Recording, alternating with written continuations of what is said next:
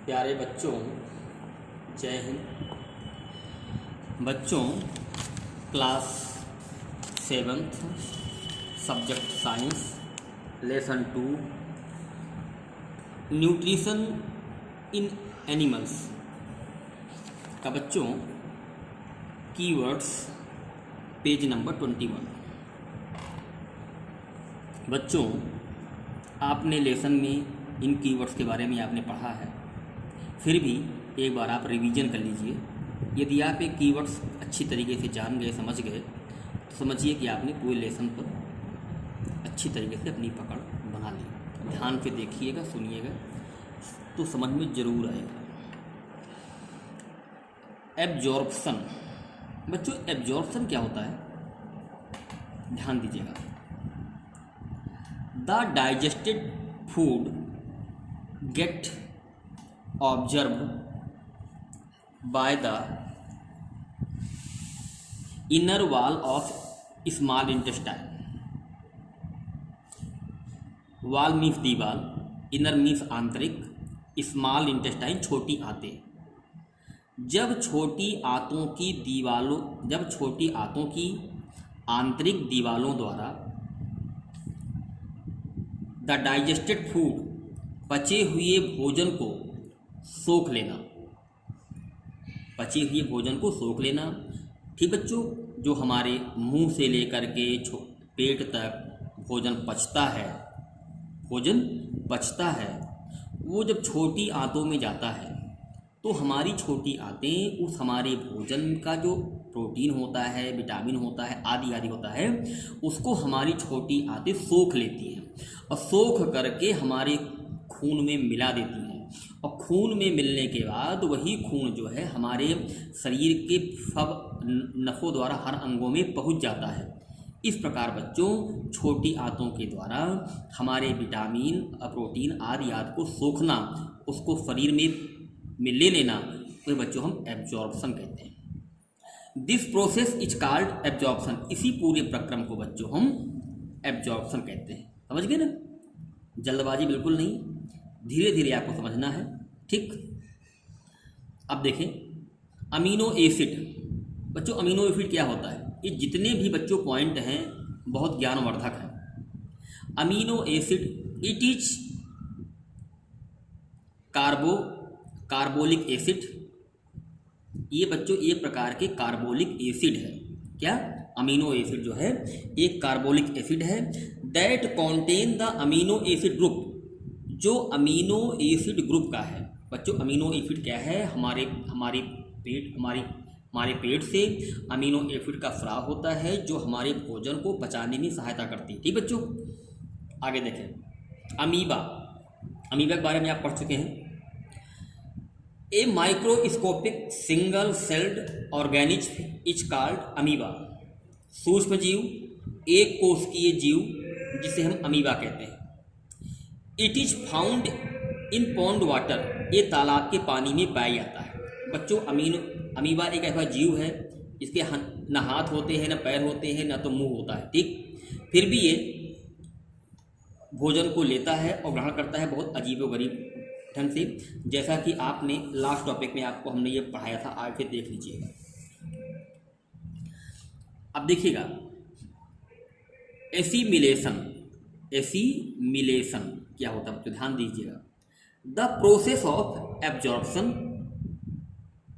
अर्थात अवशोषण का जो प्रक्रम बच्चों, is followed by the distribution is absorb food to all part of the body.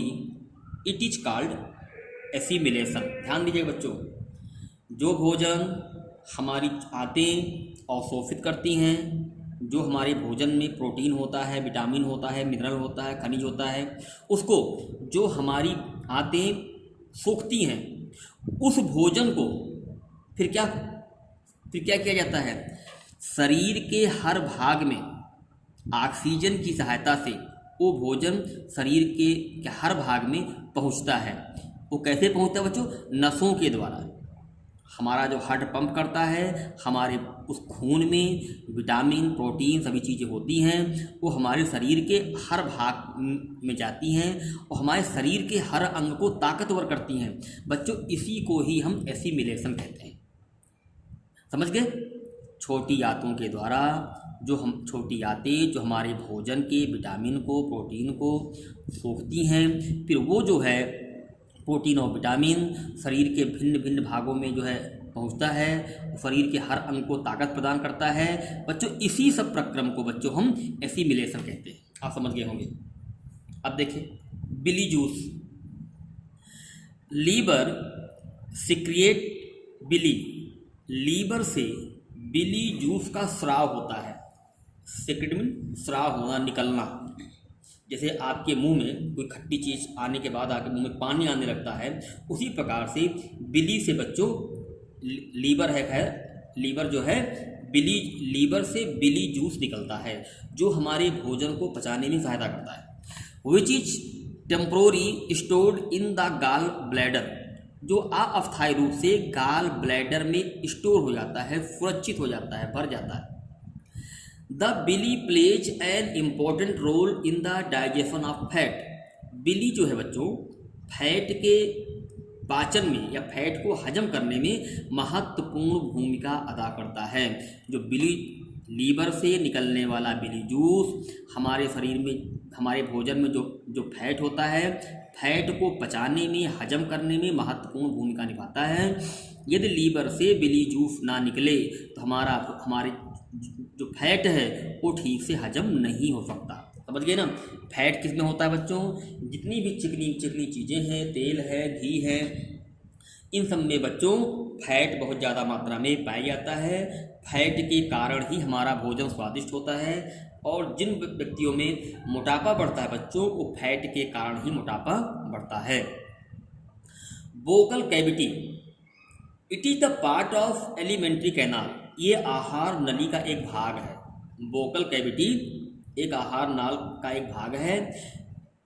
In vocal cavity saliva मतलब लार, वोकल कैविटी बच्चों क्या निकलता है? लार निकलती है।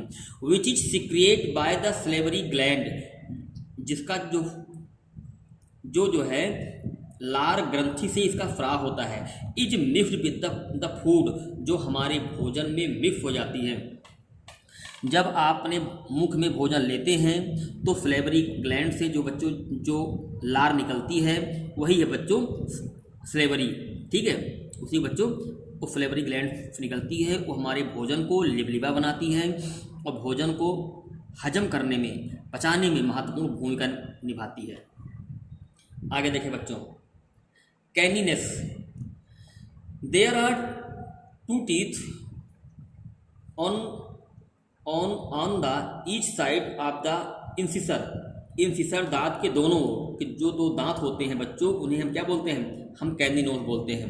Which help in tearing the food, जो भोजन को फाड़ने में मदद करते हैं। अब बच्चों एक बार पीछे आते हैं, आपको दोबारा हम बताते हैं, ध्यान देना। ये आपका मुख है, क्या है?